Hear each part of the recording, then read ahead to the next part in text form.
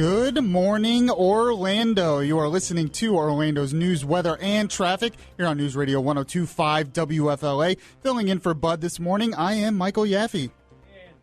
And filling in for Deborah Roberts, I'm Alan Spector. Our top story this morning, a Powerball winner in Florida. We'll have details coming up in 1 minute. And Nikki Haley and Trump at odds, showing a division in the Republican Party. We'll talk about that next on Good Morning Orlando. Now, traffic and weather together every 10 minutes on the 10s. It's a quiet ride right now on I-4 in either direction from Deltona to the attractions.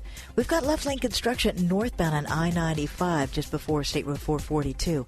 It's a smooth ride on the beach line from the coast to Orlando. We are accident-free on the Greenway from Sanford to Osceola County. We look great on the 408 from Florida's Turnpike to Colonial Drive. And if you see traffic problems, call the Safe Touch Security Tip Line at 866-676-8477. From the Traffic Center, I'm Daisy Ash. Your News Radio 102.5 exclusive AccuWeather forecast, mostly cloudy, high near 68.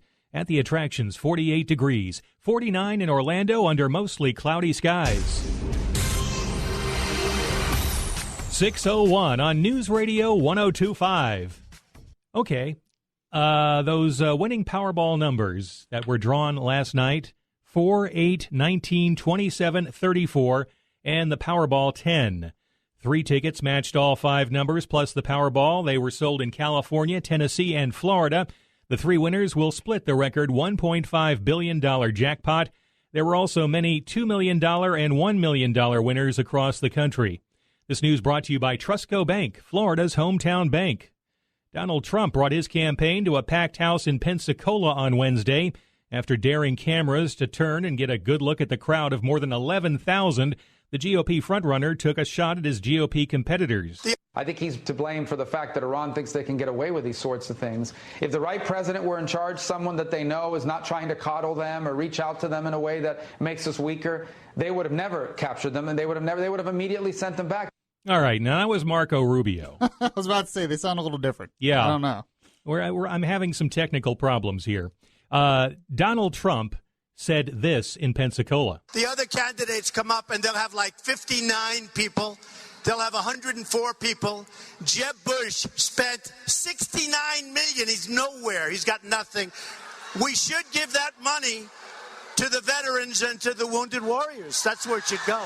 Trump also took on the administration, blasting everything from its attitude to the deal with Iran. He promised to return America to its winning ways. Secretary of State John Kerry says he's pleased that 10 U.S. sailors have been returned by Iran. In a D.C. speech, Kerry cited the important role diplomacy plays in dealing with crises. On the other hand, Republican presidential candidate and Florida Senator Marco Rubio is blaming President Obama for the sailors' capture. I think he's to blame for the fact that Iran thinks they can get away with these sorts of things. If the right president were in charge, someone that they know is not trying to coddle them or reach out to them in a way that makes us weaker, they would have never captured them, and they would have immediately sent them back. Rubio spoke on Fox News last night. A plan to let Orange County high school students sleep in a little bit longer will be debated today. The school board is holding a work session this afternoon to discuss delaying the opening bell by about half an hour. Studies show many high schoolers are sleep deprived. So am I supposed to feel sorry for them, Mr. Spector? Yes. Okay. I mean, I don't know. Getting up at 4:30 in the morning, and I'm supposed to care about their sleep deprivation? Yeah, but kids. We don't have to take exams. Well, this is a good point. Yes, I thought so. Floridians with intellectual disabilities would have more education opportunities under a bill approved Wednesday by the state Senate. Senator Don Gates says the whole idea behind the bill is to help people with intellectual disabilities achieve economic independence. Florida will be the nation's leader in providing educational choice and opportunity for children with unique abilities. The only objection came from Senator Jeff Clements, who wonders why there's a provision setting aside $14 million for schools that force students to wear uniforms. We have a lot of educational needs in the state of Florida. $14 million could be used for something more important than school uniforms. Clements had an amendment to remove the uniform money, but he knew it was doomed and withdrew that amendment before it could be voted down.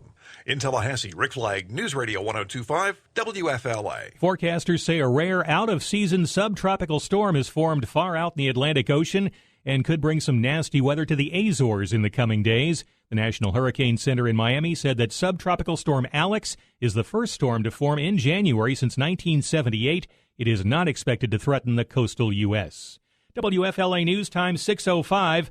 Find out why your pilot might not remember how to fly a plane. Online now at 1025WFLA.com. Might not remember how to fly, like just forget while he's up in the air? Well, apparently they have so much automation now in planes that they're fearing the pilots they're not really doing anything. They're losing their skills. I see. Again, you can find out more at 1025WFLA.com. The first hour of Good Morning Orlando starts now. News, weather, traffic. This is Good Morning Orlando on News Radio 1025. Yeah, I would not want my pilot to forget, while he's flying the plane. When a crisis goes wrong, I don't remember how to do this. Yeah. I basically just sit here. So let me get the manual out. Can you imagine what the size of the look of that manual is? All right. Thank you, Mr. Spector. You're welcome, Mr. Yaffee. Yep, that is me. I am Michael Yaffee. I am usually the producer, but I'm filling in for Bud today, and we have a lot to talk about, including debate talk. And by the way, if you are interested in listening to the debate on the radio, we are covering it tonight on WFLA. We will cover both debates, and in between both debates at 7 p.m., Mark Logus and I will be giving our best analysis and taking your phone calls at 407-916-5400. And just a note, there is no debate viewing party this time at Doc's Grill. There is no debate viewing party. We don't want you to go out there and find out it closed. Unfortunately, Doc's Grill had to close because they are building a hotel on the property. So unfortunately, they had to close. But we will be covering the debate on the radio tonight. So no fear. You will still have Yaffee, and you will still get his take on the debate. And speaking of debates, in the Republican Party, it seems like there is a debate over the future of the party. Nikki Haley, governor of South Carolina, did the Republican response to the State of the Union, and she had mentioned something that kind of people think is a swipe at Trump. Trump, of course, fired back, and there's a little bit of an argument. So I'm going to take your calls on whose side you're on, and we'll talk more about that. We also have Orlando's news, weather, and traffic in just 2 minutes. News Radio 1025 WFLA. Well, I thank you all for joining me. This is the producer, Michael Yaffee, filling in as host, and filling in as producer is Tom Benson. We're going to be taking your calls at 407-916-5400. By the way, if you want to follow me on Twitter, you can. Just follow me at Beyond Reason R. That's Beyond Reason, the letter R. It's called X. I have my own podcast called Beyond Reason Radio, which you can find on iHeartRadio. Just search Beyond Reason Radio on iHeartRadio. You can also follow the station on Twitter as well at News Radio 1025. So speaking of Twitter, Ann Coulter tweeted out during the Republican response, Nikki Haley's Republican response to the State of the Union speech. She tweeted out that Donald Trump should deport Nikki Haley. So, yeah, she's not too happy because Nikki Haley, which is causing some controversy now, said something during that speech that basically was a swipe towards Trump. We played it on this show yesterday. I'm going to have Tom Benson play that again, and here it is. Times it can be tempting to follow the siren call of the angriest voices. We must resist that temptation. So immediately everybody was like, she's talking about Trump, and maybe Ted Cruz, but she's talking about Trump. So the next day, all the reporters asked her if she was talking about Trump, and this is what she said on CNN. Only person I talked about. I know people want to say that's what it was. He was one of the people I was talking about. So yes, she admits Trump was one of the people that she was talking about. My question for you is, who's right in this? Because Nikki Haley's main point is that we cannot just be the party of the angry, but we have to be the party of optimism. We have to be the party that has vision. We have to be the party that has ideas. But here's the thing. Maybe we have a right to be angry. See, Nikki Haley is just discounting the fact that Trump is winning. And maybe there is a reason why Trump is winning, and that is because we are angry. And that is maybe we have a right to be angry. My question for you is 407-916-5400. Do you agree with that? Do we have a right to be angry? And what are you angry about? What are you angry about? Or is Nikki Haley right? That we should just be, we should ignore the voices of anger, ignore the voices of Donald Trump, ignore the voices of Ted Cruz, and just be optimistic all the time. Well, I'll give you my take as well. For one, at least to me, there's probably a balance here. That some of our anger is warranted. And most of it is because of the Republican Party. We're angry because we vote people in who are optimistic. We vote people in who have these so-called ideas, who have vision for the future of the country, and then they get in and they don't do it. We voted in a majority Republicans in the House and the Senate, and yet they're not doing conservative things. Instead, they're still spending more money, both increasing spending. I'm going to get to more of that later in the show as well. They're both still increasing spending. And then Nikki Haley comes up and says, well, we have to ignore the voices of anger. I agree. We have to be the party of the future. We have to be the party of vision. We have to be the party that has ideas and is more than just anger. But what they have to acknowledge is why we're angry. And there are many reasons why we're angry. And a lot of it has to do with your party, the Republican Party, who has not done what they promised the American people they would do. They haven't done what we sent them to Washington to do, which was to stop Obama. Now, Donald Trump responded to Nikki Haley's comments, and, this is what he had to say about that. Illegal immigration, and, I've known that for a long time, but she's weak on illegal immigration, and she certainly has no trouble asking me for campaign contributions, because over the years she's asked me for a hell of a lot of money in campaign contributions. So, it's sort of interesting to hear her. So, perhaps if I weren't running, she'd be in my office asking me for money. Of course, he takes a swipe at her because apparently she used to ask him for money. And he says she's weak on illegal immigration. That was an issue that we sent them to Washington to fix, was to secure the border, and they haven't done it. So people are going to go towards Donald Trump. But I also agree with her that we cannot just be the party of anger. While we have a right to be angry, we cannot be the party of anger. We have to be the party of vision. We have to be the party of conservatism of the Constitution and bringing it back to limited government. Do you agree with me? And if you are angry, what are you angry about? 407-916-5400. We'll get to that. We have Orlando's news, weather, and traffic in just 2 minutes. News Radio 102.5 WFLA. So I had a feeling that we would get some calls on this topic, and people would not be happy with Nikki Haley. Because while I agree with part of what she's saying, that we can't just be angry, that we have to have conservative ideas that will help bring the country back, or make America great again, as Trump says. But I agree, we definitely have the right to be angry.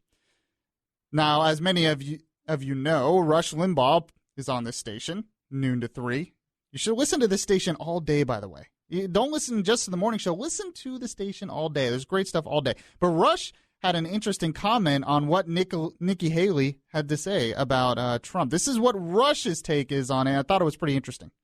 She also means talk radio. She also means the conservative base, and don't believe anything other than that. But here's the thing, folks. This is, to me, one of the greatest bits of evidence that the Republican Party is not just anti-conservative, but it is very much pro-elite. It is a club that they don't want a whole lot of people joining. So Rush actually thinks that Nikki Haley was not only talking about Trump or Ted Cruz, But she was talking about you and talk radio and me, thinking we're too angry. Are we too angry? Or is Rush right that the elites just don't want us raining in on their parade? 479-116-5400. We're going to take calls now. Steve in St. Cloud, you are on Good Morning Orlando with me, Michael Yaffee. How are you this morning? I'm good, Mr. Yaffee. How are you? I'm good. Well, good. You know, it's funny. I haven't called the show in months, and then now I find myself calling 2 days in a row because the subject it's ridiculous. To me, Nikki Haley's just borrowing a page out of the largely Democrat playbook. How they create a problem and then swoop in and say, well, we're the ones to fix it. Well, we tried that once when they said give us the House. We tried it twice when they said give us the Senate. They fooled us both times. I, for one, am not going to give them a third opportunity to fool me. I'm going Trump. Gotcha. Thanks, Steve. That's pretty much what I said, that we gave them chances, and we weren't angry. We wanted them to put conservative agendas in Washington, and they didn't do it. And we're supposed to just be, everything's okay. No, of course we're going to be angry. And we have a right to be angry. Let's go to Steve in Deltona. How are you, Steve? Good morning. Good morning. Nikki is at best a moderate Republican. And the thing that irritates me about people like her is they want to try and pick winners and losers in the primary. The primary is for the people to decide who they want to run, and then once you get to the general election, the only thing the party should be doing is getting behind the nominee, not sitting there trying to tell us who our nominee should be. Now, having said that, Trump is not my first choice. Right. Cruz is my first choice. And if Cruz doesn't get it, I would really love to see Trump with Cruz as a VP. Nikki Haley is just trying to become a VP, but the truth of the matter is the only one she'll be a VP for is either Bush or Kasich or some other milquetoast Republican who's not going to get in there. So, in my opinion, the Republican Party, and this is why I left the Republican Party, Michael. I'm a independent now because I got tired of the Republican Party not doing what the conservative base wants them to do. They sit there and they want to snuggle up to the Democrats and get along with them and all it does is sell this country further down the river. We need to have conservative values. We need to get the principles back, get back to the Constitution, things like that, so this country can be on the right path. Instead of going socialist, we need to go conservative, I got you, Steve. He's just going to ruin this country. Whoops. I didn't mean to cut you off there, Steve. Yes, I got you, Steve. And I agree. He's apparently I hit a nerve this morning, Mr. Benson. Apparently I kind of hit it right on the nail on the head, that she's missing why people are angry. And it's because of moderates like her who were sent to Washington and are not doing what they were sent to do. Yeah. So, Well, Bob from Longwood is on the line, and he has the exact same thought that I had. I think I mentioned it to you yesterday. Oh, well, I have to take Bob's call now. I have to. Bob from Longwood. Apparently you and Tom Benson agree. How are you, my friend? Well, you know something? Thank you, Michael. Yeah, there's something wrong with America. I'm a conservative, and we want America back. And Mickey, when she was on TV, right, she was supposed to talk about the objective, the Democratic Party and Obama. But no, she takes a knife and sticks Trump right in the back. I mean, she's wrong. I was a Democrat all my life. I changed over the last couple of years to be a Republican. You know something? Like the head of core, I might be an independent too. You know something? I don't blame Trump to become an independent because the way this country's going and the way they're treating him. Thank you, Michael. Awesome. Bob, thank you for your call. Apparently, like I said, I hit a nerve. Apparently, I knew exactly what people were thinking out there today, that they're angry, not just for the sake of being angry, but because we sent the Republicans to Washington to do something and they haven't done it. And she was supposed to give the rebuttal to the president, not talk about, the Republican candidates and party, really. Yeah, that's true. She wants to be VP, though. I agree with one of the callers on that. She wants to be vice president. I can so see that happening. All right, Mr. Alan Spector is going to update us on the latest news at the bottom of the hour, including the fact that there was a Powerball winner in Florida. And I'm guessing it was not you, Mr. Spector, because you're here. That would be your first clue. Yeah. All right, and we'll get to that and Orlando's news, weather, and traffic in just 2 minutes. News Radio 102.5 WFLA. Thanks, Al. Appreciate it. This time every morning, we also get updated on the latest business news with the Bloomberg Business Report. And we are joined by, once again, Gina Cervetti. How are you this morning, Gina? I'm well, Michael. I hope that you are, too. I am well. Good. It's a little cold. Yeah, I heard. That is 46 degrees for Orlando. That's pretty chilly. I was expecting you to say, I don't want to hear it because it's like 10 degrees up there or something. No, it's not 10. It's a little warmer than that. But a little warmer than 10. Oh, that's good. A little bit, yeah. We've got 26 this morning, so. Okay, yeah, you can keep that. All right. We always talk about the weather, Gina and I, every morning. we talk about the weather. It's like a routine. These things are important, too. Yeah. All right. What were the markets like yesterday, Gina? Well, the markets didn't look very good yesterday here in the U.S., and we're seeing European stocks tracking those U.S. losses from yesterday when we saw the Dow tumbling 365 points, or just over 2%, to close at 16,151. That benchmark S&P 500 fell 48 points, about 2.5%, and settled in at 1890. The NASDAQ took a bigger hit. It was down 3.4%, about 160 points, closed at 45.26. The biggest losers yesterday, consumer and healthcare. We also saw energy decline as we got a report showing crude stockpiles continue to expand. We are seeing crude moving up a little bit this morning, but still relatively low, Michael. It's just under $31 a barrel. And what's fueling it? That turbulence in China and the concern that it will spread to the global economy, and just as our own Federal Reserve raises our borrowing rates. Exactly. And speaking of oil prices, which you had just mentioned, are they even lower than what they appear right now? Can that be true? Well, you know, when we quote the oil prices, we're quoting something called WTI, West Texas Intermediate Oil, the one that I just mentioned to you. These are crude oil futures. And while the prices flashing across your television screen in traders' terminals are at the lowest in a decade, you'll remember they fell below $30 a barrel on Tuesday for the first time since 2003. A Bloomberg report today, in fact, tells us that in real terms, the collapse is even deeper than that. Barrels of Saudi Arabian crude shipping to Asia are at $26, and that's the lowest since early 2002 once inflation is factored in.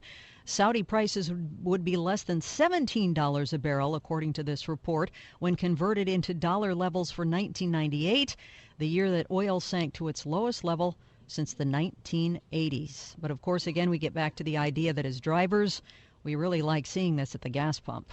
Well, exactly. I mean, I'm sure that there are some businesses in Texas who don't like seeing it. Oh, yeah. The oil business, yeah, they don't like it at all. But us at the gas pump, we definitely like seeing it. Prices I never thought I would see again in my lifetime, if I'm going to be honest. So it's pretty amazing stuff. All right, and the maker of those wearable cameras is struggling to come up with the next big thing. What do you have on that, Gina?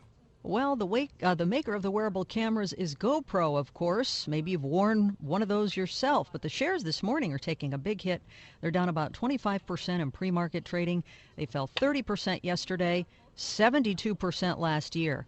Now, yesterday the company released its preliminary sales results for last year, and they were short of analyst projections. The camera maker also said that it's cutting 7% of its workforce now. That equates to around 119 employees. GoPro is facing mounting concern that it is a single product company. The concern here is, do we really need a wearable camera when our personal devices these days can do so much in terms of video? Well, that's true. I was just thinking of eventually if they have cameras on the Apple Watch or something, why else would we need another wearable camera? So, interesting point. All right, Gina, thank you so much for joining us, and we'll catch you again tomorrow. All right. Talk to you soon. Have a great day. You too. Thank you. And so coming up next, I found a little letter to the editor in the Orlando Sentinel. It says, Florida lags on rail. I'm just wondering, am I supposed to care? 407-916-5400. We'll have that in Orlando's news, weather, and traffic in just 2 minutes. News Radio 102.5 WFLA. 25. And Michael Yaffee, of course. I'm always here, but usually I'm producer, but today I'm playing host. And filling in the producer chair is Tom Benson as well. And give us a call, 407-916-5400. By the way, you can follow me on Twitter. Just follow me at Beyond Reason R. That is Beyond Reason and the letter R. I call it that because I have my own show. It's called Beyond Reason Radio, which you can find on iHeartRadio. Just search Beyond Reason Radio on your iHeartRadio app, and you can catch the podcasts of all my shows. So I found something. It was just kind of hidden in the letters to the editor on the Orlando Sentinel. But I found something, and it intrigued me. And I'm going to ask you if I should really care about this. Because apparently a lot of people do. And I just can't figure out why. The letter is titled, Florida Lags on Rail.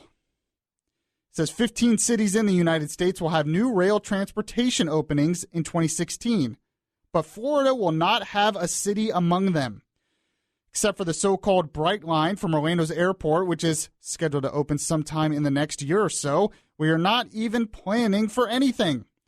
The Tampa-Hillsborough area has been flirting with the idea, but somehow is always the bridesmaid, but never the bride. Florida is one of the fastest growing states in the country, yet we continue to follow a pattern of automobile reliance as if it were 1956 when the interstate system was being implemented. Now, this is my whole thing. So we're talking about the future, right? And so if the future is not automobiles, like he's saying, oh, well, that's like we're in the 1950s. You're telling me that the future is a train? That's the future? I just don't know if I buy that. I don't get this obsession in this country with wanting to build all these trains. Because when I think about it in the future, think about what technology is coming in the future. In maybe 10 years, 20 at the most, we are going to have self-driving cars. Self-driving cars. That's going to change everything. We are also going to have the expansion of services like Uber, which has been hugely successful, Uber and Lyft, and it's been hugely successful in Orlando. Not only that, but we talked about on this show how they're developing, not only are they developing futuristic drones, but they are developing what are called taxi drones. Drones that are self-automated, that fly, and that will taxi you from place to place on a taxi drone. We have all these other options in the future. Not only that, but they're also trying to develop, now this is a little bit longer in the future, but they're also trying to develop what's called a vacuum train. It's been pushed by people like Bezos and others, I believe. And what it is it's basically going to be in a tube and it'll create a vacuum so there's no friction. And literally with that kind of technology, you could get from New York to San Francisco in 45 minutes. Faster than a plane. Now, I know that's far in the future and they're still working out the technology, but the idea is there and it's scientifically possible. That would change everything. And I believe that this stuff is not that far away, especially when you talk about self-driving cars. You imagine having a self-driving taxi company where it doesn't even need a driver. It just comes and picks you up and takes you where you need to go. With all these new developments, am I really supposed to be sad that we're not building more rail lines? 407-916-5400. I just don't see the obsession, and I don't think it works in Florida as well as it does in other states. I would rather the local governments save their money and spend it on things they should be spending it on. That's just me. 407-916-5400. We'll take your calls on that. We'll have Orlando's news, weather, and traffic in just 2 minutes. News Radio 102.5 WFLA. Like the name of the show says, good morning, Orlando. Thank you for joining me. I am the producer, Michael Yaffee, filling in for Bud on the host duties, and I will also be on the air tonight around 7 p.m. in between both debates with Mark Logus as we analyze the debates. And we'll take your calls as well. And we will be playing both debates here on News Radio 102.5 WFLA, starting at 6 with the early debate, and then 9 p.m. for the primetime debate. Now, unfortunately, we are not doing a debate viewing party at Doc's Grill. Doc's Grill has closed due to them wanting to build a hotel on the property. So we are not doing a debate viewing party, but you can have maybe a party at your house and then have me on the radio during the party. What better party is that? I can't think of one. Just saying. All right, so in the last segment, I was talking about how there was a letter to the editor of the Orlando Sentinel who was very upset that Florida is behind on rail, that we need more trains in Florida to get us from point A to point B. And I made the case that, is it really necessary with all the new technology in automobiles coming, self-driving cars, Uber, with all the new technology in drones, with the future possibility of a vacuum train? We're obsessed with trains, regular trains, that nobody wants to ride anyways? Anyway? I don't understand it. And I have a call here from Ted in Claremont who might actually agree with me, which always makes me happy. Ted, how are you this morning? Great. I do agree with you. You know, Florida is not dragged down by all these federal mandates and government programs, and that's why we're in the lead. That's why we're the fastest growing state. You know, that is an excellent point I didn't think about. Can't support it. What do we need to do it for? Didn't the Federal Reserve did a study that said you could buy every person that rides the public transit a Prius for less money than you could build these boondoggles. Really? I have to look up that study. By the St. Louis Fed that backed up the private sector. Private sector is the best place for these things to take place. Let Disney do it if they want to do it. We don't need to government boondoggles. You know. I mean, it's definitely, thank you for your call, Ted. I could not agree with you more. He said that the St. Louis Federal Reserve did a study that you could spend less money by buying everybody a Prius than building all these trains. That is fantastic. But it's true, because why do we need it? I don't understand. And he's right. Florida is expanding economically. Its population is expanding. It's doing really well without it. Yeah, we're like, oh, we need it. We need it. I don't understand it. I've not understood it. And we have the Sunrail in Orlando now, and I'm like, why do we need it? Nobody wants to ride it. It doesn't work here, but we're obsessed with trains now. I don't understand it. Scott in Apopka, you are on with Yaffee. How are you, my friend? I'm doing good, Yaffee. Your comment about the rail was the expressways were in 1956, but the rail started in the 1800s. Exactly. That's what I was like, what? And has the mayor of Orlando rode Sunrail? Does he ride it every day? I mean, Sunrail is a losing situation. And, you know, this rail from Miami to Orlando, you take a family of four taking the rail, it's going to cost you over $400. Really? To take a rail from Miami to Orlando, you can rent a minivan. Wow, interesting. So it's just a losing situation, and it's just going to drain our economy more. I could not agree with you more. Thanks, Scott from Apopka. We're just out of time, but thank you so much. I could not agree with him more. It's just not how Florida works. We have a pretty good highway system. We have a pretty good expressway, and we have future technology coming in that will be much better than technology from the 1800s. I'm just saying. All right, we're coming up to the top of the hour with Mr. Alan Spector, who's going to update us on the latest news, including the Powerball ticket winner. Oh, yes, go ahead. And we have some breaking news regarding the Powerball ticket winner. Breaking news, huh? There were 3 winners altogether, one in Florida, and that one is in Central Florida. Really? The winning ticket in Florida was purchased at a Publix in Melbourne Beach. That's according to CNN. Tom Benson thought maybe it was him. We got ours at Publix in near Sanford. He was about to run out of the control room to see if he won. See you guys. Yeah, I bought mine at a Publix in Altamont Springs. Wow. We're going to get more on that, and we'll have Orlando's news, weather, and traffic in just 2 minutes. News Radio 102.5 WFLA. Good morning, Orlando. You are listening to Orlando's news, weather, and traffic here on News Radio 102.5 WFLA. Filling in for Bud this morning, I am your host, Michael Yaffee. And filling in for Deborah Roberts, I'm Alan Spector. Our top story this morning, 3 Powerball winners, 1 in Central Florida. We'll have details coming up in 1 minute.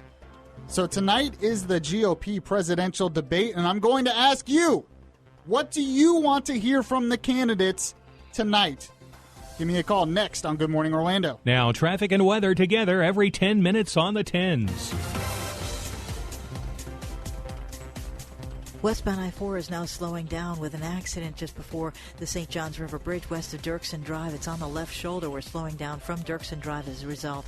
There's also a wreck eastbound on Buena Vista Drive at Victory Way, a minor crash on Alafaya Trail at Science Drive, and a little heavy traffic westbound on the 408 from Roslyn Avenue into I-4. If you see traffic problems, call the Safe Touch Security Tip Line at 866-676-8477. From the Traffic Center, I'm Daisy Ash. Your News Radio 102.5 exclusive AccuWeather forecast, mostly cloudy, high near 68. At the attractions, 48 degrees, 49 in Orlando under fair skies. 7:02 on News Radio 102.5. I hit 2 numbers, no Powerball. It's all right. I'm still rich in love. That's a man in California who did not win the Powerball jackpot. However, someone who bought a ticket in California did match all 5 numbers and the Powerball. Tickets sold in Tennessee and here in Florida also matched all of the winning numbers. CNN reports that the winning Florida ticket was sold at a Publix in Melbourne Beach. The 3 winners will split the $1.5 billion jackpot. Those winning numbers, 4, 8, 19, 27, 34, and the Powerball 10. So what is 1.5 billion divided by 3? Can you do that math for me? $500 million. $500 million. $500 million. There you go. That makes sense. Thank you. I should have known that. I think after taxes, you're looking at something like maybe 250, 260 million. No, it seems okay. I could scrape by on that. Yeah, I think they'll be okay. I doubt they're going to suffer too much. All right, go ahead. GOP presidential frontrunner Donald Trump attracted a crowd of more than 11,000 in Pensacola on Wednesday. Trump promised he would again make the U.S. a winner, which he claims this country is currently not. When was the last time you saw us beat Mexico or anybody at the border? We don't have borders anymore. You know, when you don't have borders, you don't have a country. You don't have a country. Trump will take center stage for the primetime Republican presidential debate tonight in South Carolina.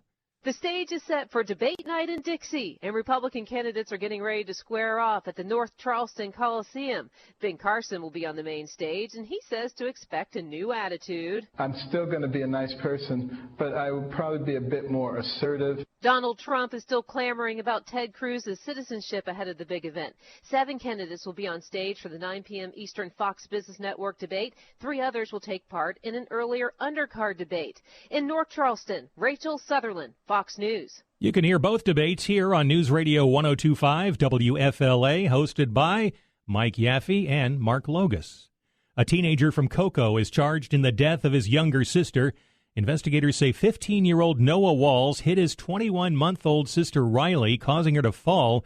Deputies say the toddler died from her injuries. Walls is being held at a juvenile detention center. Orlando authorities have released the name of a man found dead outside a club near Baldwin Park. The body of 43-year-old Essex Taylor was discovered in a grassy area near Gilt nightclub.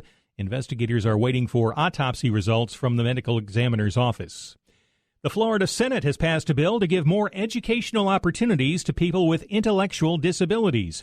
Senator Don Gates, a Panhandle Republican, say it creates a path to economic independence for people with unique abilities. There's no rally and tally. There are no protests. There's no chanting in the hallway about this. There are just thousands and thousands of Florida families who are waiting quietly to see what we will do today. Let's make Florida better. It's called a personal learning scholarship, but the Senate gave it a new name. Once this bill becomes law, it will be called the Gardner Scholarship in honor of the Senate President, Andy Gardner of Orlando, his wife, and their son Andrew, who has Down syndrome.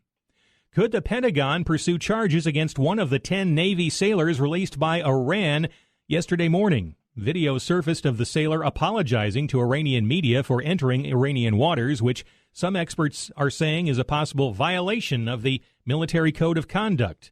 According to that code, when military members are captured, they are required to give name, rank, service number, and date of birth only. WFLA News Time 7:06. Read about the Buddhist monk who is Philadelphia's newest crime fighter. Online now at 1025WFLA.com. The second hour of Good Morning Orlando starts now. News, weather, traffic. This is Good Morning Orlando on News Radio 102.5. I'm very upset that I didn't think of that for a comic book. A Buddhist monk who is a crime fighter. Well, that's real life. You could still make the comic book of it.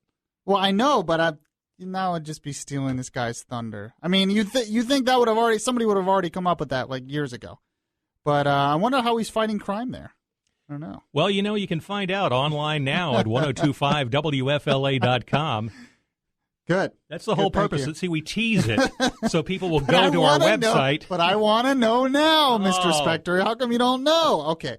I mean, I'm just very interested. I'm going to have to look that up later. All right. Thank you all for joining me. I am your host for today, Michael Yaffee, usually the producer, filling in as host. And we have Tom Benson filling in as producer. And we have Mr. Michael Formisano filling in and taking your calls at 407-916-5400. And, of course, we have Mr. Alan Spector, one of my favorite people in the world, doing the news for us. Everyone filling in for somebody else. We got the B team here. It's like...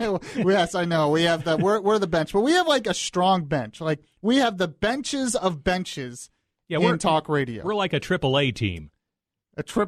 Just there one notch below the majors. Right. And I don't know if I understand. AAA team? Baseball. Oh, baseball. See, he's talking about a sport that I don't really watch. I just upset like half of the listeners right now because I admit I don't watch. But you know why I'm not really big on baseball? Why?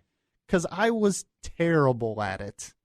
I loved baseball when I was a kid, and I tried to play in Little League, and I was one of the worst players on the field. Well, as Foghorn Leghorn once said, there's something kind of yee about a boy who don't like baseball.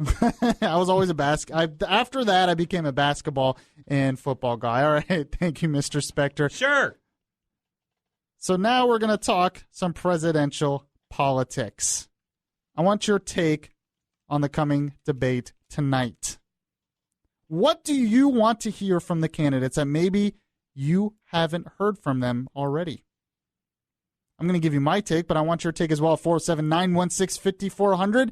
We'll have that in Orlando's news, weather, and traffic in just 2 minutes. News Radio 102.5 WFLA. And this is Michael Yaffee filling in for Bud, with Alan Spector filling in for Deb. And then we have Tom Benson filling in for me. And Mr. Michael Formisano taking your calls at 407-916-5400. So seriously, what do you want to be covered on the debate? Is there something they have not covered yet that you want to hear?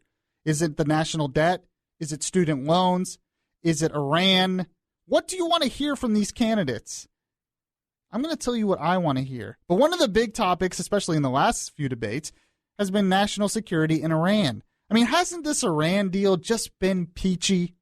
Hasn't it just been great? As soon as we make this deal, they start launching new missiles, expanding their military, and now they're taking some of our U.S. Navy soldiers captive. It's okay, we apologized, I guess, and they let them go. So I guess no big deal, I guess. You know, I doubt that would happen in some other thing. But let's see here. All right. Chris in Titusville, you had a comment on the Iran thing. I wanted to get your take on that. What's your take? Yeah, good morning. Thank you for taking my call. Yes, go ahead. I just don't understand. A soldier that apologized, it's obviously he was doing it to save their necks. But the thing is that's a crime for him, yet our president can travel the world apologizing for America. It's upside down. That's my comment. Yeah, it's true. And Obama does apologize, and Obama has set the precedent that's how we deal with our enemies now. We apologize to him. He set that precedent.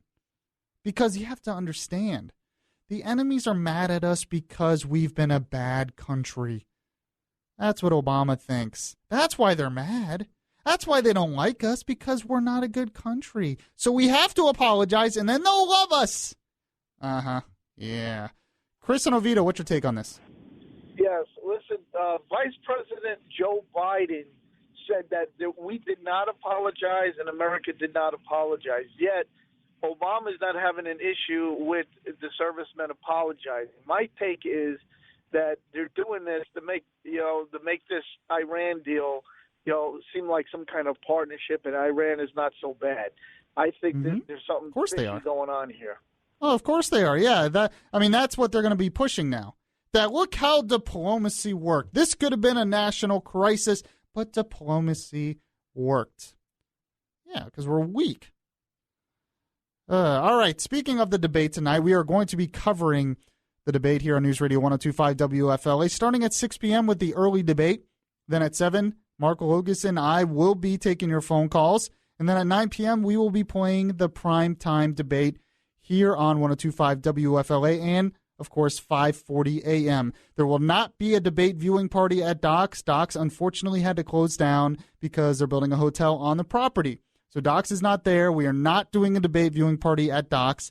But what you should do is do a debate viewing party anywhere. Take your radio with you so they can hear me. There you go. That's how it should be done. But in terms of the debate, I want to talk about one of my main frustrations with all of these debates, all of the GOP debates so far. Because I feel like they're not covering something that I want them to cover that is essential, especially in this election.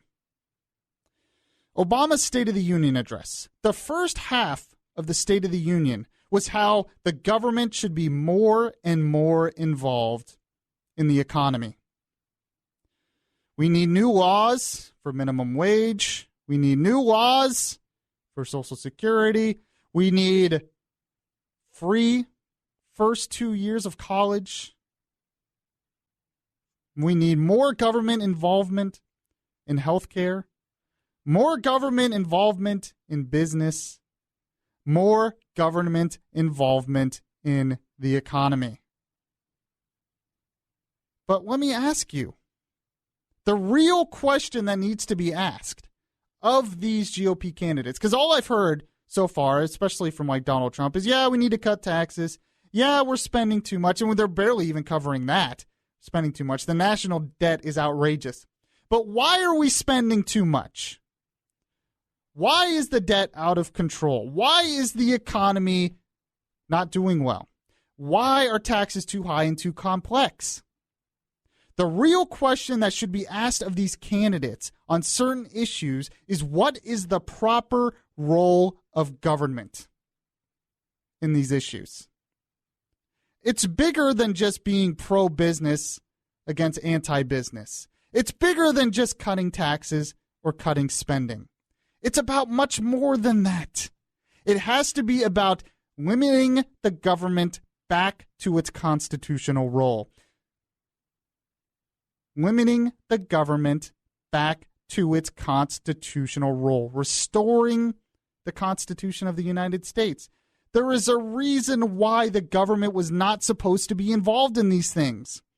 That the private sector was supposed to solve a lot of these problems. And yet, we as a country are going in the trend of more and more government involvement in our lives. And I'm not hearing this enough from the candidates. I'm not hearing that, well, that's not the proper role of government. I'm hearing, yeah, we need to cut spending. Well, cutting spending is fine and good. But we're not getting to the core issue here. There are some things that the government, we should not only cut spending on, but the government should not be involved in at all. That's the real way to restore the Constitution. Do you agree with me? I want to hear more of this, and I think that would be a winning thing for one of the candidates to address this. 407-916-5400. I'm going to take your calls next, and we'll have Orlando's news, weather, and traffic in just 2 minutes. News Radio 102.5 WFLA. Good morning, Orlando, as the name of the show is called. I am your host for today, Michael Yaffee, usually producer filling in as host. You can follow me on Twitter at Beyond Reason R. That is Beyond Reason and the letter R. I call it that because I have my own podcast radio show called Beyond Reason Radio, which you can find on iHeartRadio. Just go on your iHeartRadio app and search Beyond Reason Radio. And I asked the question, what do you want to hear from the candidates tonight that maybe you haven't heard from them yet? Every debate I've been so frustrated because I've heard the same old thing. Cut taxes, cut spending, strong military, so on and so forth. And not that those things are necessarily bad, but this is such a golden opportunity to educate the American people on the proper role of government because Obama has taken us so far away from it and it's not working. So look at Obamacare and healthcare. It's not working. It's just raising costs up. What an opportunity to educate the American people that only the private sector, only the government getting out of the healthcare business can help lower healthcare costs and bring you more individual liberty and more freedom. The only one who's really even come close to addressing this is Rand Paul. I'm going to be honest, and he's not going to even be in the debate tonight. But I want to hear more of this, because we can't just be pro-business, pro-business. I'm pro-business just as much as anybody. But if we want to win the majority of the American people, what an opportunity this is for conservatism to educate them on the Constitution and unlimited government. Do you agree? 407-916-5400. I have a call here from Robert in Orlando. Robert, what do you think about this? Hey, I'll tell you what I think. I think that you are correct, of course. I mean, there are enumerated powers specifically in the Constitution for what can be done. However, we are Jupiter and gone from that stage. And although I would love to see some amount of specificity about what would be done, I was telling the screener, I think every function of the federal government could be done with 250,000 people, not 1.2 million. Right, exactly. So if someone said, hey, I'm cutting 1 million people, it's like, would I be all for it? Absolutely. But yet, at the same time, then we're turning off X percentage of the electorate. And my only disagreement with you was I'd love to hear a lot of things, but we can't have our candidates getting into specificity about all things while they're over there with platitudes saying, "Oh, we're gonna make things equal," and crap like that. Excuse my language. And so well, and I'm not even necessarily they're with the platitudes. And my take on it is, I'm hoping to elect the person that has the correct principles and then trust them that they will do those things. I know that hasn't worked that great so far. And how do we know if they have the correct principles if they're not addressing the proper role of government? That's my basic point. Well, I think someone like Cruz and then probably Trump, but definitely Cruz, definitely Rubio, except for immigration, definitely Fiorina. Fiorina has addressed in it fact, too. Have the correct principles, but like things that I'd like to see done, and I'd like to see the government go to with the enumerated powers. I don't see it happening. Yeah. And it's not. It's also not happening from the Republican Party either, unfortunately. Robert, thank you for your call. Unfortunately, I haven't seen any evidence that Trump ever talks about the proper role of government. I just haven't seen it. Gary in Apopka, what's your take on this? Do you have something you want the candidates to address tonight? Oh, yeah, Mike. One that I think would be a showstopper. I got a very simple question with a very simple answer.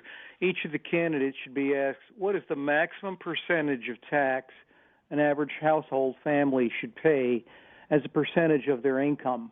Give me that one number. Do you think they should pay 40%, 50%?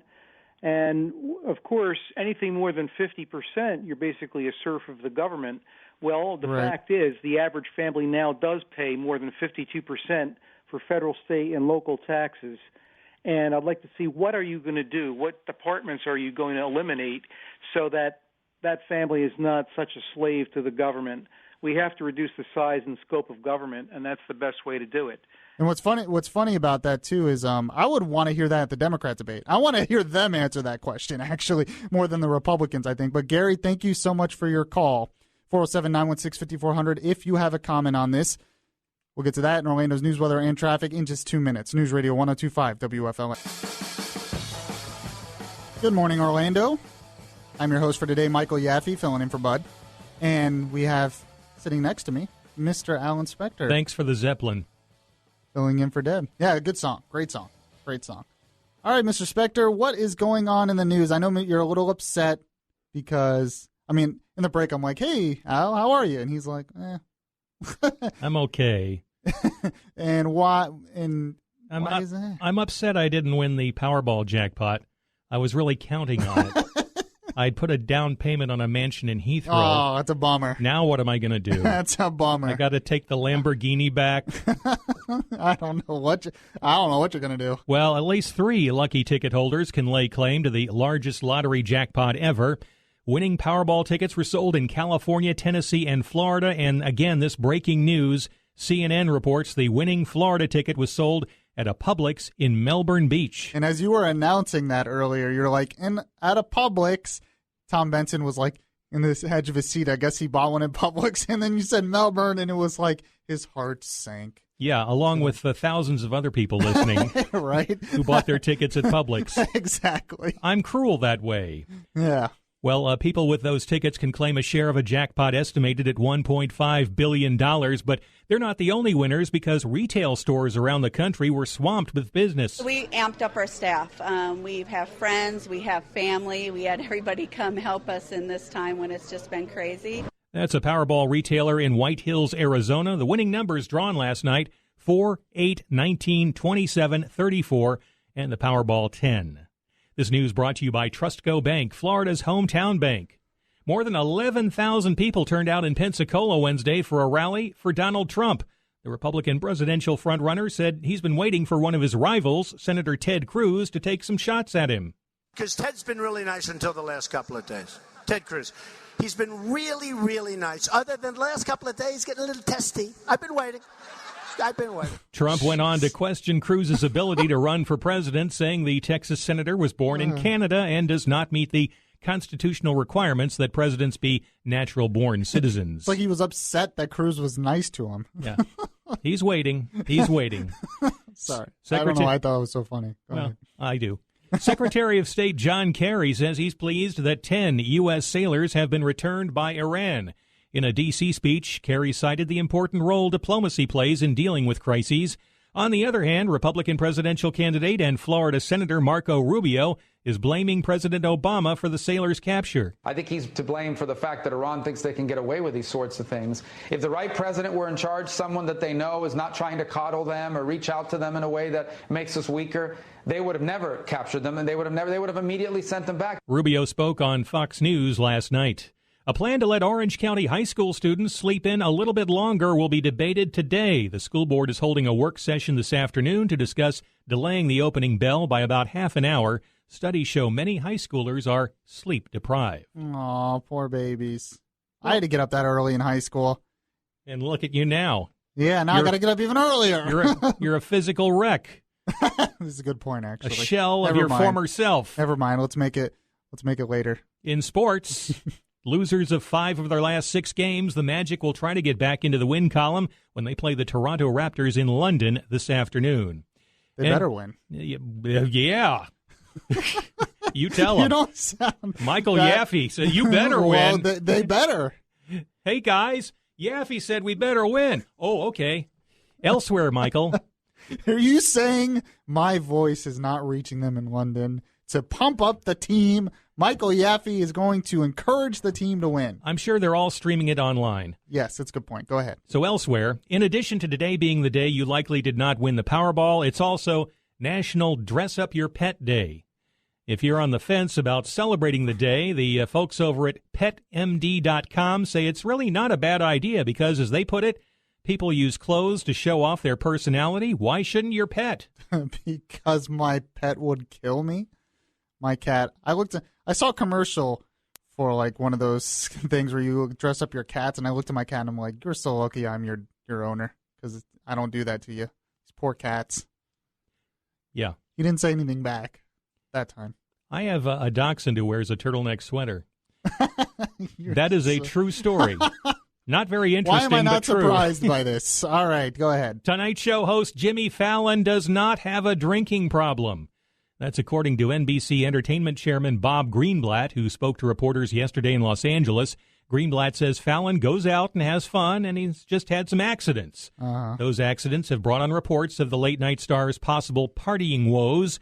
Fallon nearly lost a finger in a kitchen accident last summer that kept him off the show for 2 weeks amid other mishaps. When you say the word some accidents, like plural, like this is happening a bunch, I don't know. Yeah, it's been several of them. I'm a little, it's just a couple of accidents. Yeah, people are a little suspicious. I almost cut off my hand, but, And finally, Google Maps will soon start predicting the future. The company's update to its navigation app will include a new driving mode, which uses location history from your device to predict where you're heading. Mm-hmm. Selecting the option will automatically give you driving directions to the place the app thinks you'll be most likely to go at that time. Sounds like a challenge. Now I got to try to go different places, try to throw it off. I'll show you Google Maps. Exactly. I'm in charge. Yes, exactly. I'm driving this car. Exactly, until cars drive themselves. All right, Mr. Spector, anything else for us today? Yeah, but that's later. Okay, sounds good. Thank you so much for updating us on the latest news. We have some more calls on the presidential debate. We're going to get to that next. We have Orlando's news, weather, and traffic in just 2 minutes. News Radio 102.5 WFLA. All right, so I asked the question, what do you want to hear from the candidates tonight? Maybe you haven't heard before. One thing I want to hear is them address the proper role of government. I feel like this is an opportunity to educate the American people on this, to show that big government doesn't work.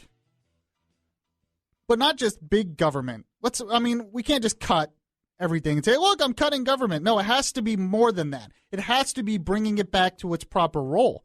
There's certain roles the government has that it needs to be strong, that it needs to be vibrant. Enforcing the laws, for instance. But there are some things it's just not the government's role to be involved in. And that was the point I'm addressing. I'm going to take your calls on this. Joe in Titusville, what do you think about this? Well, you are right. There are things that the federal government shouldn't be involved in. However, the federal government doesn't operate in a vacuum. Okay? And there's a lot of things that state governments should do and have failed miserably. It's true. Like 100,000 people in Flint, Michigan who just got poisoned. Okay? Now, who steps in? Or I heard one of the candidates say, the president should have went to Chicago with the National Guard. Really? That's not a governor, and nobody challenged him on the fact that that's the governor's job, not the president. Well, and that's true, and that's kind of the same with Hurricane Katrina. That's where there was debate on over that it was the failure of the state and local governments in that instance. But the thing is, when the state fails to do things, it is the federal government's job to step in and take care of its people. Yeah, but so it's a slippery slope. Granted, okay, and like I said, there's a lot of things that the federal government does that overextend. But the thing is that we as people don't challenge our candidates when they say things that are offline. Like I said before, a guy says, bring the federal government into Chicago, and not one reporter says anything. Or when we have candidates say, let's spend another $1 trillion on the military, when this candidate has no idea, because I'm a veteran, no idea how strong our military is compared to everybody else's. Right. Okay. Joe, I got your point. Thank you so much for your call. I got your point. Basically, he is right that the states don't do the job they're supposed to do. But when I'm talking about the role of the federal government, and he kind of agreed with me, it's gotten too big. But I'm not even talking about getting involved in the states, even though they do that, and they shouldn't. I'm talking about getting involved in the economy and the private sector, doing things they should have no role at all in doing. And oftentimes when they get involved, they just make things worse. Healthcare is a good example of that. And it's an opportunity, and really the only ones who have addressed that are Rand Paul, and I have actually heard Carly Fiorina address it a couple times. It's unfortunate that both of them are not going to be in the primetime debate because it's about what their proper role is. And if the private sector fails, that doesn't mean we should have the government take over the economy. No, I'm not going to place one bad with a worse solution. All right, David in Apopka, what's your take on this? Hey, Yaffee, how you doing? I totally agree with you, but I don't think that the American people are interested in that. Look at Rand Paul, being completely sidelined. And unfortunately, you haven't brought up Ben Carson, and that's one of the main things that he's talked about. It's one of the main things about. I like Ben Carson a lot. I do. But he one of the things he talked about his tax plan was, reducing the cost of government by shrinking it. Right. But because he's not a WWF style guy that screams all the time and says unintelligible things, nobody's interested in him.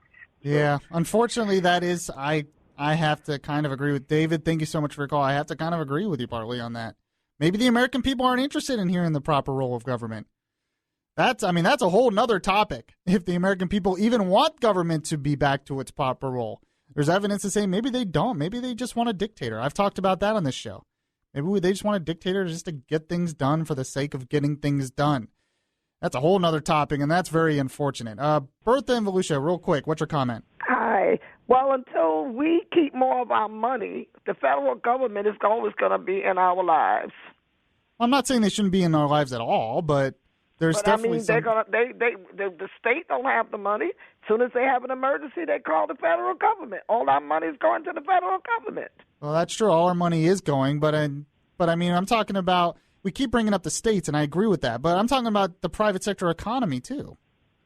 Yeah, but we don't have any money to help the private because all our money is going to the federal government. Oh, that's true, and it's a good point, and that's why we need to keep more of our money. We pay too much taxes. I agree with you 100%, Bertha. I agree. Yeah, that's a good point, that until we starve the government, stop giving them so much money, they're just going to keep gaining more power for themselves because they have the power with that much money. It's a good point. But I just want to hear it articulated that way, I guess. I just want to hear that I am reducing the taxes because I want to restore the Constitution and bring the government back to its role. But there are some Republican candidates, they don't want to articulate that because they don't want to bring the government back to its proper role. They just want to change who's in power. And that's where I can't agree. Coming up next, we have the Rush Morning Update, and we have Orlando's news, weather, and traffic in just 2 minutes. News Radio 102.5 WFLA. So unfortunately, I won't have enough time to really cover this story. But there was a story in the National Review that I don't know, it got me thinking. I don't really know if I agree with it. But it was by Michelle Malkin, and it was entitled Powerball's Biggest Winner, the Government. She actually argues that lottery is a government racket. Because not only do they take huge revenues from it, but then they complain when there's other types of gambling outfits out there doing the same thing. And then they regulate them out of business, but then they sponsor, with taxpayer dollars a lot of times, the lottery.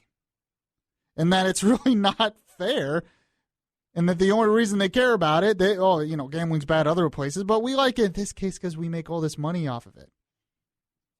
I don't know. I thought that was fascinating.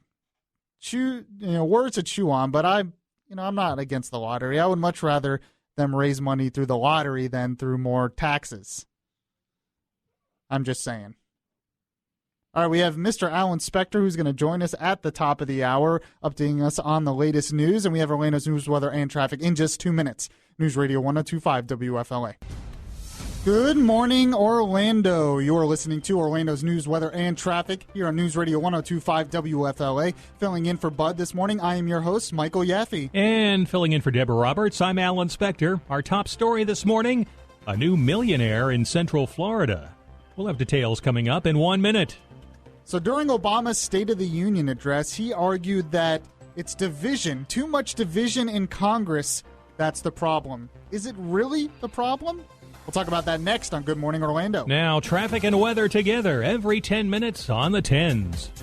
On eastbound I-4, there's an accident near Osceola Polk Line Road or Champions Gate. On the left shoulder, we're backing up from US 27 as a result. Because of an earlier crash, westbound I-4 backs up from Saxon into the St. Johns River Bridge. And we have slow traffic from Lake Mary Boulevard into Lee Road. Have a crash westbound on Osceola Parkway at Flora Boulevard. And an accident on Apopka Vineland Road at Banyan Boulevard. And if you see traffic problems, call the Safe Touch Security Tip Line at 866-676-8477. From the Traffic Center, I'm Daisy Ash. Your News Radio 102.5 exclusive AccuWeather forecast, mostly cloudy, high near 68. At the attractions, 50 degrees. 50 in Orlando under fair skies. 8:02 on News Radio 102.5. First number down is 8, and right after that, America, we have the number 27.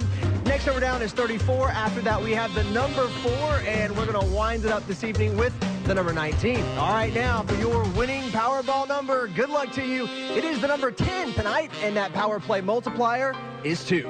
That was the announcement. Again, those winning Powerball numbers, 4, 8, 19, 27, 34, and the Powerball 10. 3 tickets matched all 5 numbers, plus the Powerball. They were sold in California, Tennessee, and here in Florida.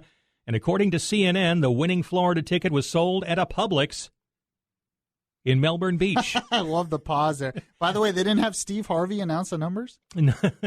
I kept saying on Facebook, I kept seeing the meme where it was like, here's who's announcing the winning Powerball numbers, and it showed a picture of Steve Harvey. That was great. The three winners will split the record $1.5 billion jackpot.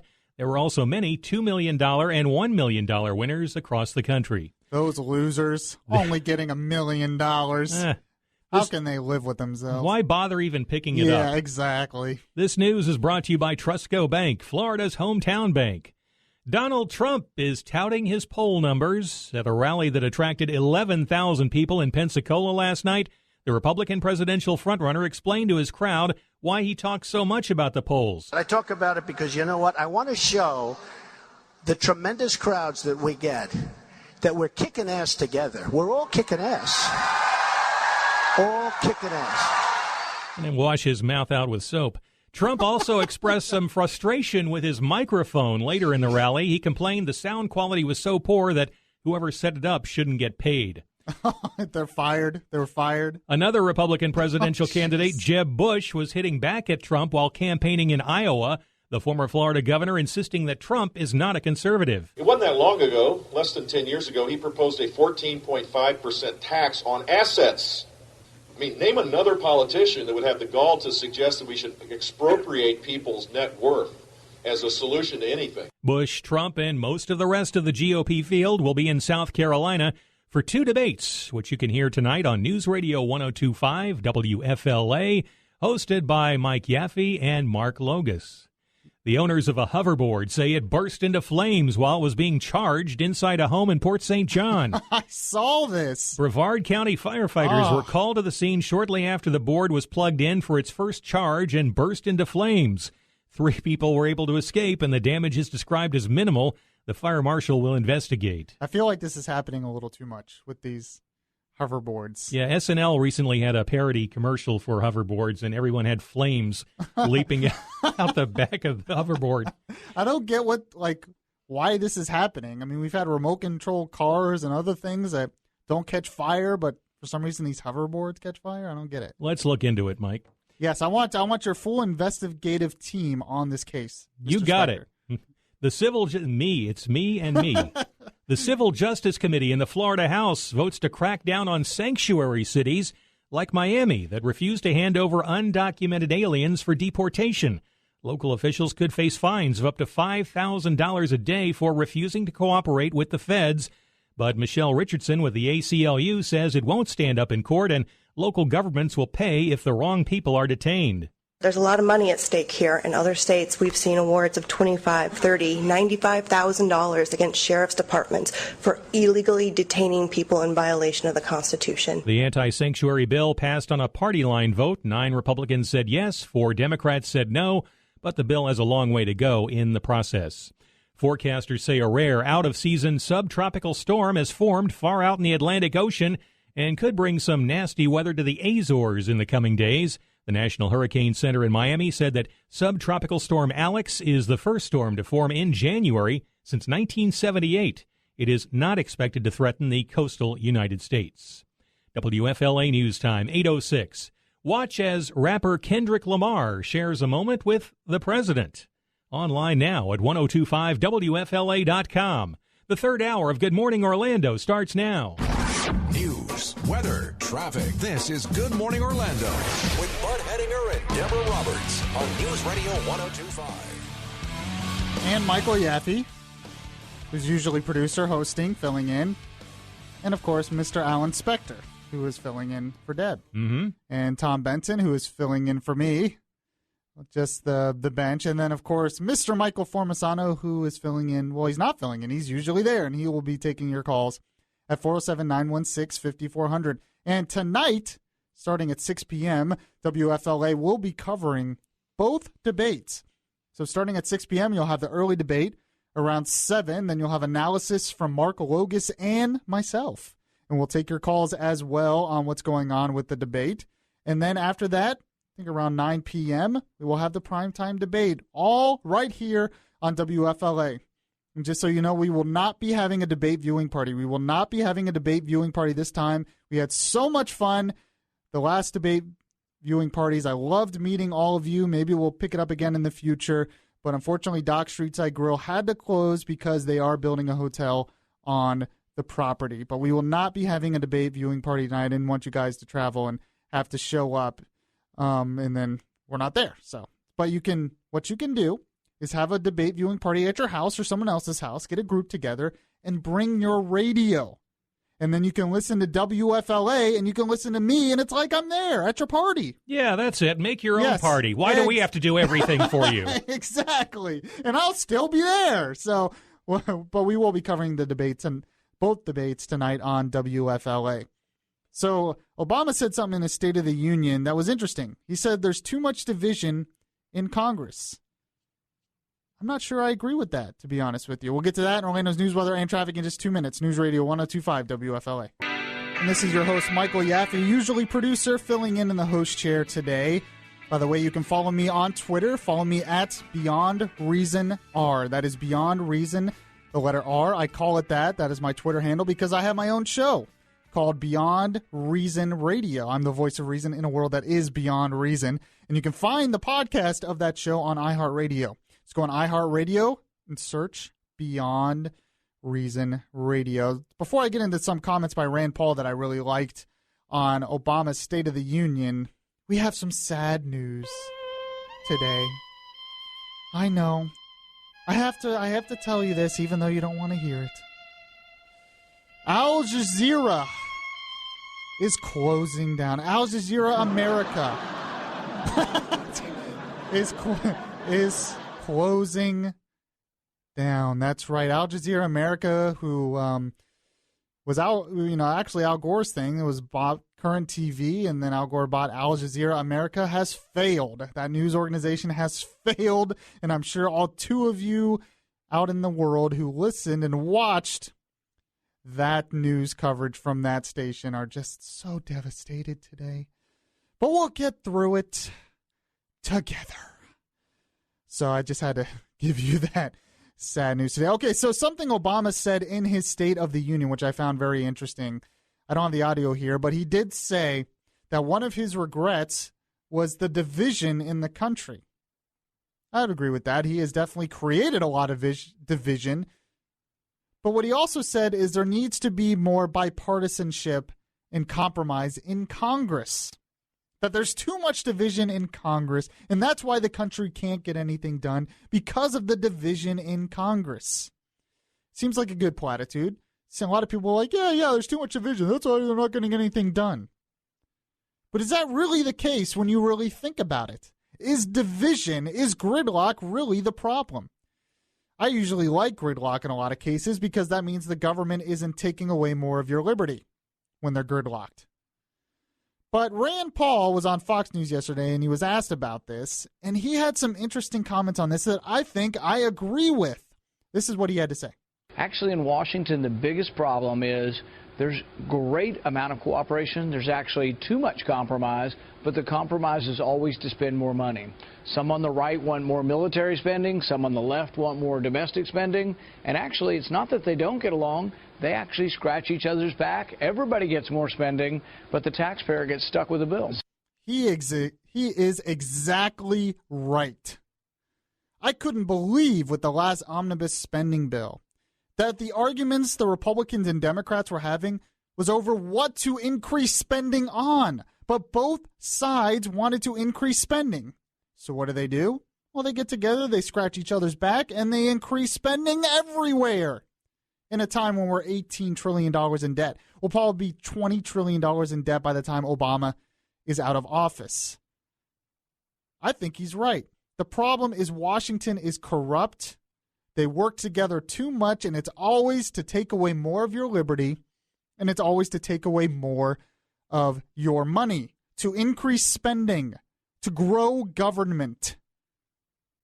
It's not that they're not willing to compromise. It's what they're compromising on, and it's what the Republicans have been compromising on, even though we sent them to Washington not to do that.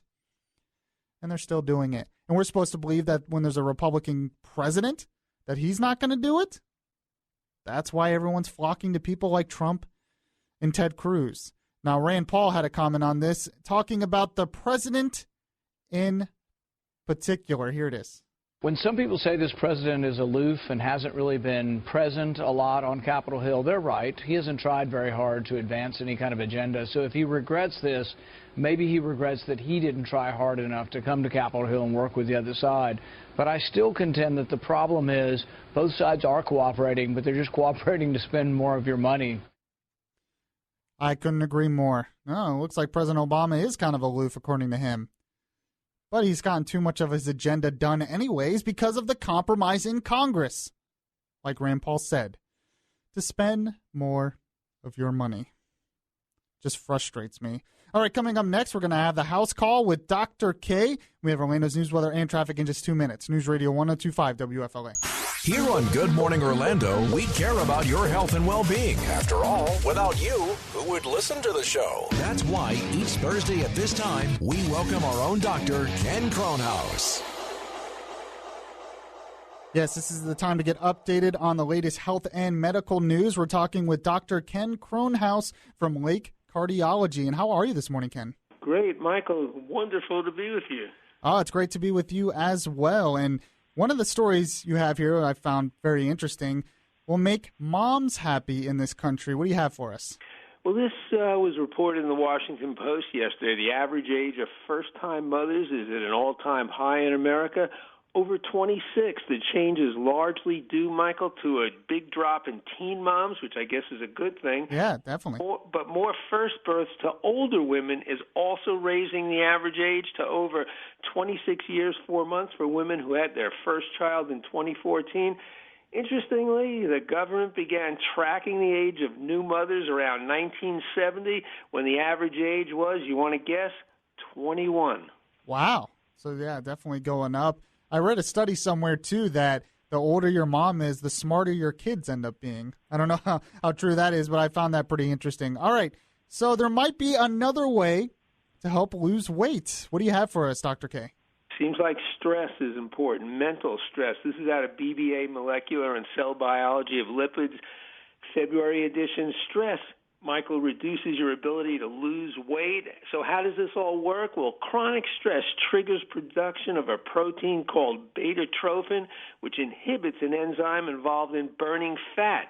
So beta-trophin reduces the body's ability to break down fat, and therefore reducing chronic stress might actually help ones actually lose their weight this year. And the next story definitely concerns me because I take a drug for acid reflux, and you say acid reflux drugs might be linked to kidney disease? Well, let's steer you in the right direction for the right one, because this has become so popular with these over-the-counter drugs. This comes out of the Journal of the American Medical Association this week. Proton pump inhibitors, a mouthful. These are drugs, we all know them by Prilosec and Nexium. They're used to treat heartburn, indigestion, and acid reflux, Michael. They've been linked to a significantly increased risk of kidney disease. Last year, over this show, we reported that this family of drugs were linked to an increased risk of heart attack as well as an increased chance of death for hospital patients. My advice, if you use these drugs, use the other type, the other family, the so-called H2 blockers.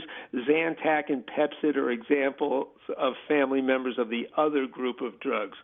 Interesting. All right. I'll definitely have to take that into consideration. And I know a lot of people out there that are listening right now use Prilosec because it has become very popular. Doctor burnout may increase effect of biases on care. I'm very interested in this. What do you have for us, Dr. K? Well, not from my own experience personally, but from talking to a lot of my colleagues. They do confirm this report that was out in Medscape this week, that a national survey that Medscape did of doctors shows job burnout and personal bias have continued to increase in recent years, and the growth of both could affect the quality of care patients receive. This is why we all need to be concerned about this.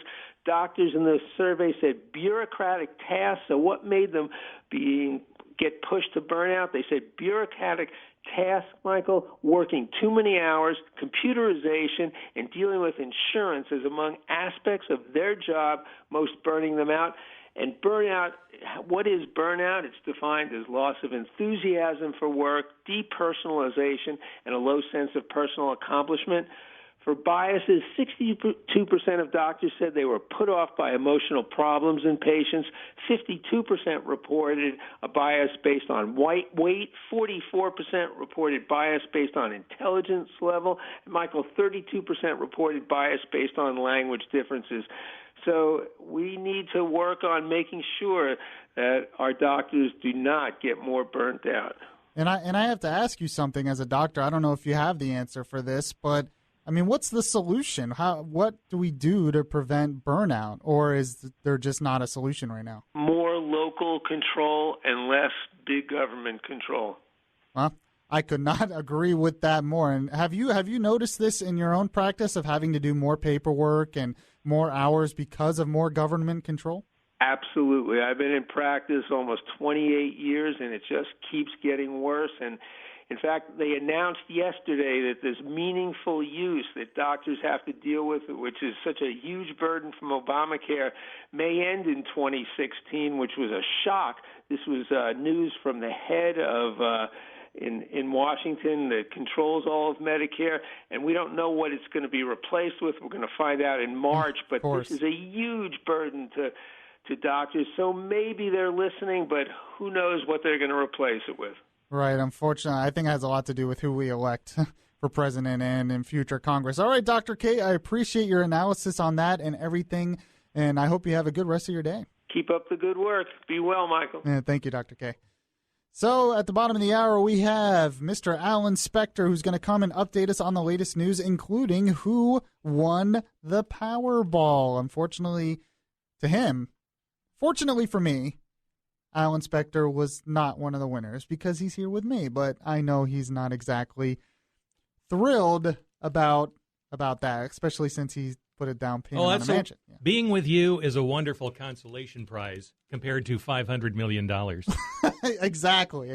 And I'm sure that's what all the listeners out there this morning are thinking. Oh, I didn't win the Powerball, but I get to spend the morning with Michael Yaffee. Also, Donald Trump packs them in Pensacola. We'll get to that in Orlando's news, weather, and traffic in just 2 minutes. News Radio 102.5 WFLA. Good morning, Orlando. I'm your host for today, Michael Yaffee, filling in for Bud and filling in for Deborah Roberts. We have the infamous Alan Spector. You're playing all my jams this morning. We had Zeppelin earlier, now the Spinners, one of my favorite groups of all time. Well, everybody wants you to be happy, Mr. Spector. Is that what it's all about? Yeah. That's what I thought. I thought it was all about me, but it's very, very important that Mr. Spector is happy.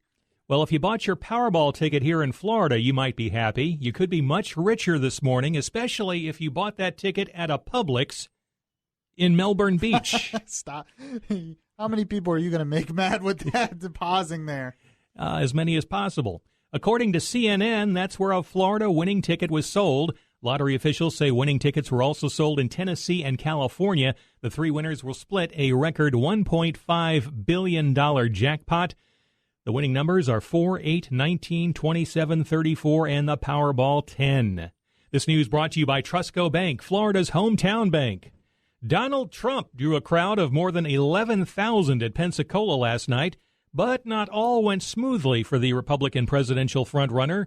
Trump was frustrated by some audio difficulties. By the way, I don't like this mic. Whoever the hell brought this mic system, don't the son of a to put it in, I'll tell you. These people. No, this mic is terrible.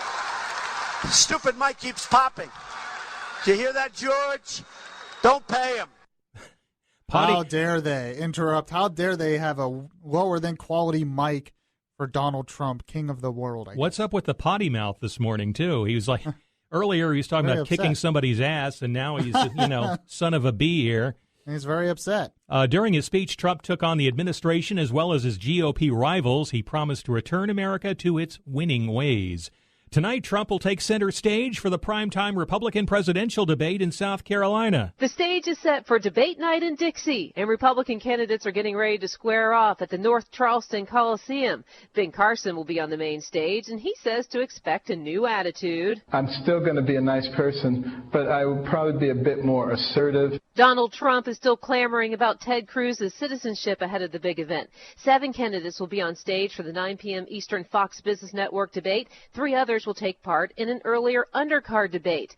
In North Charleston, Rachel Sutherland, Fox News. Boy, Ben Carson kind of out of control there, isn't he? I was like, whoa, calm down, Ben. Take it down a notch. Oh, wow. All right. You can hear both debates here on News Radio 102.5 WFLA. By the way, there's been a lot of controversy on the debate because Rand Paul did not make it on the main stage, even though, according to a lot of the national polls, he should have been. But Fox News included New Hampshire polls and Iowa polls, and I guess because Kasich is doing so well in New Hampshire, they decided to put Kasich up there. But a lot of people think Rand Paul should have been there. Yeah, Rand Paul says he's a top-tier candidate. But if he's not, I may not mention him in the news anymore. Lawyers, I only have so much time, you know? Right, okay. We can't interrupt Mr. Spector's news time. Lawyers are asking for a delay in the trial of a Volusia County man accused of killing his wife and her 2 kids. The death penalty trial of Luis Toledo was supposed to start next week. Prosecutors are in court today asking for a delay because of a ruling by the U.S. Supreme Court that found Florida's death penalty unconstitutional. Toledo is charged with the 2013 murders of Yesenia Suarez and her 2 young children. Their bodies were never found. In sports, Orlando Magic fans will have to travel a long way to see today's home game. The Magic are in London today to play the Toronto Raptors. I wonder how popular games like that are over there. Well, do they know anything about the Magic and the Raptors over in London? Turn it on at 3 o'clock this afternoon and see what it looks like. Yeah, all I know is they better win. Okay, yeah. You've laid down the law, Michael. Yeah, I have. Elsewhere, on a sad note, first of all here, beloved British actor Alan Rickman has died. His death was confirmed today by his family. The 69-year-old Rickman had been suffering from cancer. He's best known for his role in the U.S. as Professor Snape in the Harry Potter franchise and for his work in the Bruce Willis action blockbuster Die Hard. Rickman played the terrorist Hans Gruber in the 1988 hit. One of the best villains of all time. Yeah, great actor. And one of the best movies of all time, which was Die Hard. The original. Right. Those who love hookah are being cautioned. One smoking session can deliver 25 times more tar to your body than a cigarette. New research out of the University of Pittsburgh finds that a hookah session offers 125 times the smoke, 2.5 times the nicotine, and 10 times as much carbon monoxide compared to a single cigarette. Wow. I'm not big on the hookah, so. I'm glad to hear that. You were worried, weren't you? I was. You're like this troublemaker Yaffee here, probably doing the hookah all the time. You hippie. Minnesota Fairground Police may press charges against a drunk Vikings fan who broke into their station. After tailgating all day, the man forced his way into the police station, thinking it was his home. Police surrounded the building with the confused man inside. He eventually came out and was ordered to the ground at gunpoint. He may be charged with trespassing. I hate when that happens. And when you're just trying to get into your home and it happens to be a police station instead. It's very unfortunate when that happens. And in other news involving drunks, hundreds of runners are signing up for Scotland's Wineathon, or Wineathlon. That's what it is, Wineathlon. It's the 10K race where runners are offered wine instead of water. There will be wine stations every 2 miles. Each station will have wine from a different world region. The event's organizer says they want to put the fun back in running. That might work. I know a lot of people who would probably go do that. Where do I sign up? Yeah, Mr. Mike Formisano wants to do that. You're a big wine drinker back there, Mike? This isn't coffee.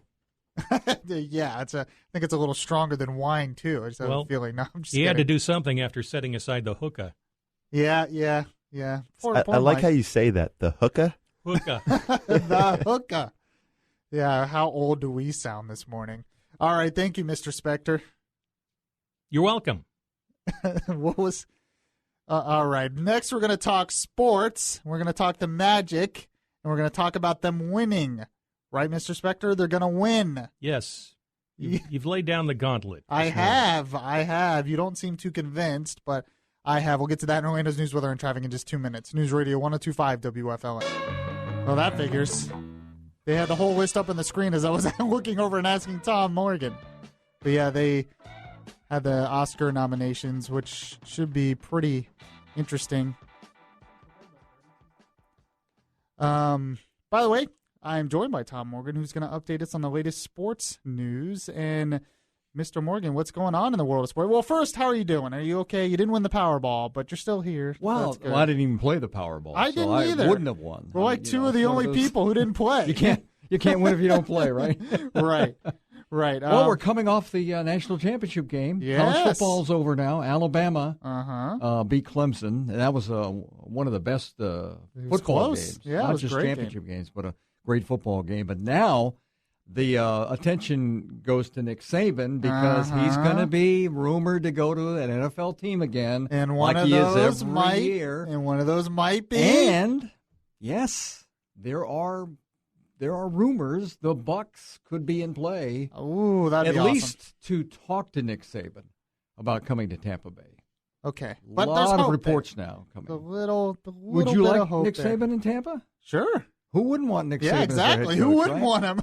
Oh, Tom Benson. Did you him. see Tom Benson roll his eyes? Wow. Oh, whatever. Must be a Dolphins fan. Yep. Yeah, but Nick Saban's going to be – but I think he's going to stay at Alabama. Probably. But he'll listen. I mean, there's nothing wrong with listening, but, that makes the Alabama fans look queasy every time that happens. But well, I thought the whole conversation of the reason they fired the coach in Tampa was to keep the offensive coordinator and make him the coach. Am I wrong on that? That was one of the reports, yes. And yes. Dirk Cutter was interviewed for the job Saturday. But if he's the guy, should they be waiting till Thursday and not name him as head coach? See, that's fueling the rumors that Saban's in play. So we shall wait and see. Interesting. I was shocked when they fired Lovie Smith. I was shocked. Yeah, that was, and a lot of people in Tampa, a lot of the experts say, what are they? That's craziness. But, I don't understand it. This instant gratification era that we live in sports. That's exactly with no patience in coaching. More than sports. Everything. Although the Bucs did have a chance to go to the playoffs and they frittered it away in the last 4 games. But but they're a young team. But they were building. Yeah. And Jameis really developed this year. So. All right, and the Orlando Magic, where are they today? Well, they're playing a home game, but if you want to go see the Magic, you'll have to travel. I don't know how many thousands of miles to London today, and you better leave now on a plane because they play at 3 o'clock this afternoon. On a very fast plane. Yes, the Magic. Will this help the Magic get over their kind of recent, downslide? They've lost 5 of their last 6. They are in London to play in this NBA Initiative Global Games. Right. They're playing a game every year in London, and the Magic drew the short straw. And they play the Toronto Raptors this afternoon at 3 o'clock. I wonder if, I was asking Tom Benson earlier, I wonder if people care in London. Like, is it a big thing in London to watch NBA games? I guess. They enjoy the NFL. I think they like our sports. There's a lot of Americans. It's kind of there's a lot of Americans who live over there. Soccer, being so popular over there. Right, yeah. Tom was saying there's a lot of Americans that live over there. So I guess that's a big point, too. Okay, a what lot else? Of Toronto Raptors fans in London, that's for sure. They can't see you rolling your eyes on the radio, Mr. Morgan. No. All right. Or the tongue in my cheek. All right. What do you got next for us, Tom? Well, the divisional playoffs are this weekend. The college football's over now. NFL really takes the spotlight. Right. And Saturday, the Chiefs play the Patriots, and the Packers will play the Cardinals. That'll be one set of conference semifinals. And then Sunday, the Seahawks and Panthers, and then the Steelers against the Broncos. We have 2 injured quarterbacks in that game, Roethlisberger and Peyton Manning. Wow. So we'll see which that will one be interesting. is able to still be standing at the end of that game. I got to tell you, I'm kind of cheering for the Chiefs because I think Alex Smith got shortchanged robbed in San Francisco. I really think he got robbed. I tell you what, Andy Reid has done a great job in Kansas City. That is a good football team. Right. They don't make mistakes. Smith is a running the option. He's running that read option. He's a great quarterback. They've got a good defense, and you watch out for Kansas City. This is going to be a good game against Tom Brady. And, the Patriots, they've been banged up.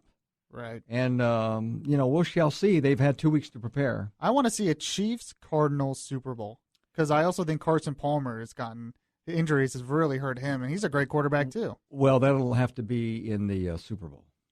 Well, that's what I mean, in the Super Bowl, yeah. All right, Mr. Morgan, thank you so much. Am I done? Yeah, we're out of time. Okay. I'm sorry. All right. Well, I'm going to go look at the rest of the Academy Award nominations. See you, Mike. All right. Thank you, Mr. Morgan. Coming up next, we have the Brain Buster. Give us a call, 407-916-5400 for a great prize. We have that in Orlando's news, weather, and traffic in just 2 minutes. News Radio 102.5 WFLA. Yes, so join us tonight. We are not having a debate viewing party. I repeat, we're not having a debate viewing party.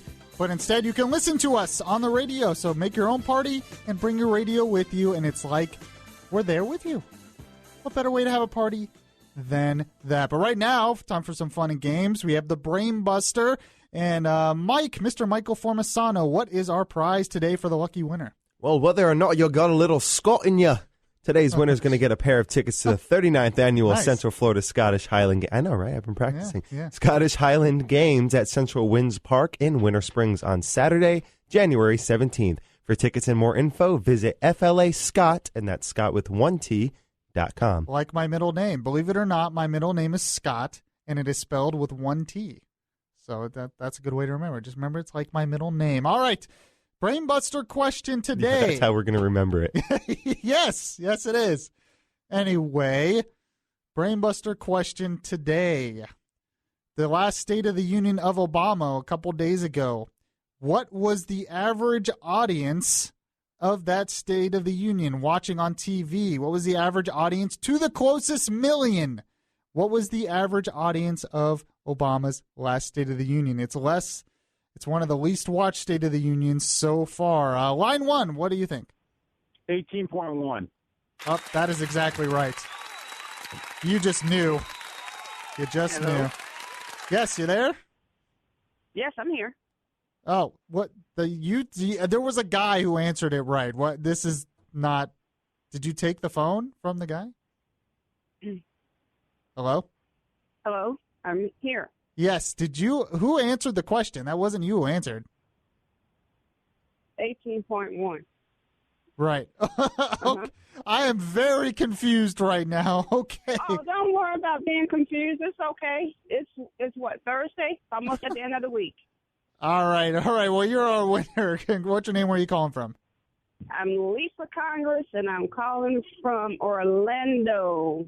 All right. Put you on hold, and you're a lucky winner. Congratulations. Happy contest winner on WFLA. What? I have no idea what happened. Did we I'm change so lines? confused right now. Did we change lines, or did she have her husband answer, and then... Are we drinking again? Are we... You're the only one who drinks here, Mike. Don't project your drinking problems on the rest of it. All right, no, we're not a bunch of drinkers here. We're good. Man. We're good people. All right, I thank you all for joining me. Join me tonight. Mark Logus and I will be analyzing the debate at 7. The early debate will be at 6. Primetime debate will be at 9 on News Radio 102.5 WFLA. No debate viewing party, but instead you can listen to us live on the radio. What better way to spend the evening than with me? You spent the morning with me, you spent the evening with me. And I thank you all for joining me this morning. And as Bud always says, God bless you and God bless America.